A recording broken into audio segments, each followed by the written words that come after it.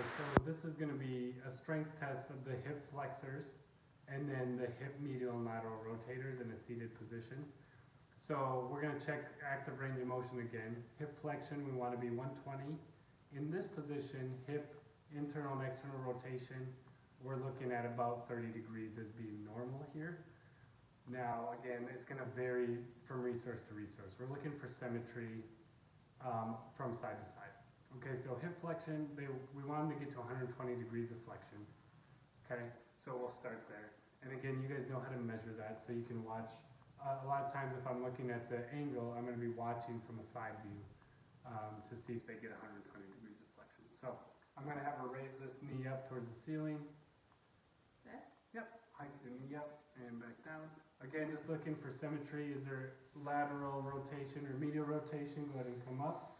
Now, you can hang onto the table if you want, but come up, and then don't let me push you down. So I'm going to test 1, 2, 3, 4, 5. We want to make sure they're not leaning back, because that's a compensation pattern, right? So still sitting up tall, hands are there just for balance. So coming up, hold. Let's say I break her at the maximum range. She's weak there. And then I come, so she's weak here, I come down about 10 to 15 degrees, and now she's strong. That tells us that you can relax. That tells us that the hip flexors are long. They're lengthened or in a long position. So they test strong in a position where you're not at maximal shortening of the muscle. Okay? So that's hip flexion strength test. Now we can test for internal rotation and external rotation. Again, external rotation is stiff, okay, which we already know. So internal rotation, pretty easy, easily gets 30 degrees. External rotation, stiff. I wouldn't say she gets 30. You can see she starts the AD depth, right? So again, we already made a note that external rotation is limited most likely due to TFL. Okay, again, in this position, I would say the same thing. So if she excessively rotates medially, we already talked about the 50 degrees, that could be anaversion, and barely gets any external rotation.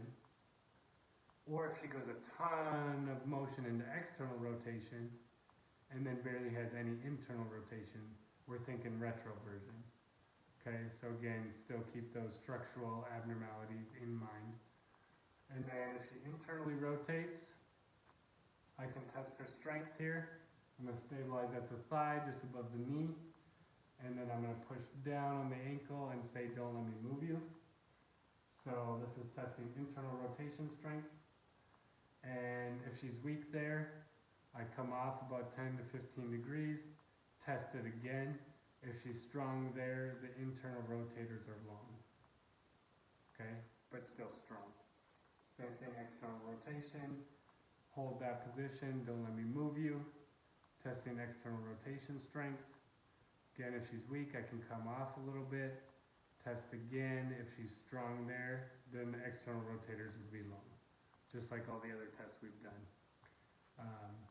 So that's what we're going to see. A lot of times when you internally rotate, you'll see people lean towards the other side to try to get further or kind of hike this hip up, so be watching for that. Hip flexion, people want to lean back all the time, so watch for that as well. So those are the strength tests in sitting of hip flexion, internal and external rotation.